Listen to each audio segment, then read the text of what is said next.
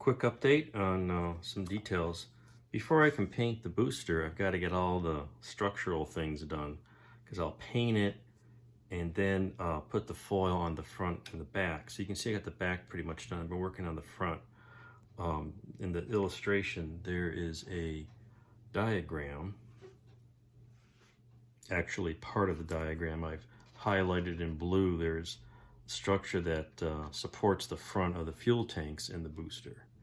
And so to replicate that, I've made this structure out of foam, not foam board, out of a styrene sheet, and it fits over some pins I've installed on the front of the foam tanks. And so I'm gonna have to consider the sequence of building this thing. So I need to have this exposed so I can put the foil on, but that comes after the painting. But I need to have that structure in there first. So I've got this part pretty much done and just sort of dry sitting in here. And then what I've got to do next is there's some points where that attach from each corner to the edge of the booster. And I've got little, maybe you can see there's little pieces of styrene strip in here that will make that connecting point, but that'll be glued to this. So then after the painting and foiling is done, that whole assembly can be put on here. So that's what I'm working on now.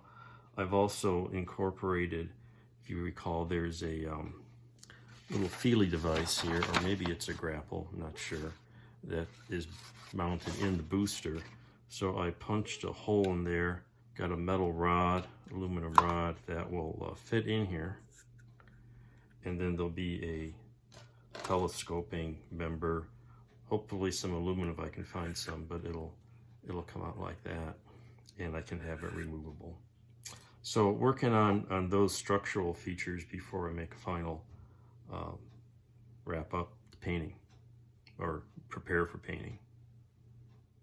We're very close to giving this a little more primer and priming the structures I built on either end. So I've got a cap here that holds the front of the tanks on, and I can take that off and paint it and get the foil on here. I'll paint it, put the foil on here, and then I can glue this piece on.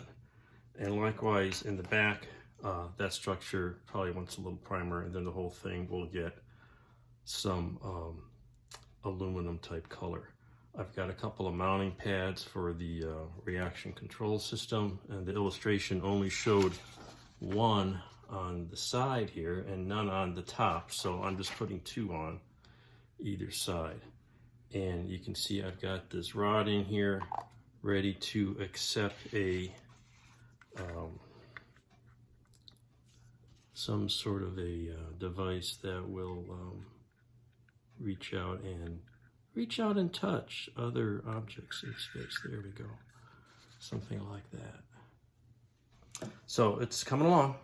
I did get some paint on the booster, but then I realized I've got this hole in the bottom where the mounting point goes, and it was kind of ragged because I had to cut it with a drill and square it up. So I decided to put a little bit of that aluminum sleeve section in there. So I opened it up a little more, squared that up, super glued that in, and I'll patch that up with some putty, and then I'll finish painting it. It'll give it a little cleaner appearance. You're not going to see it, it's at the bottom, but if anybody picks it up and looks at it, it's going to look a little funky with that hole down there. So I'm going to fix that up a little bit. Now I've got a little putty on here. Actually, this is the second layer. The first one needed a little more touch up.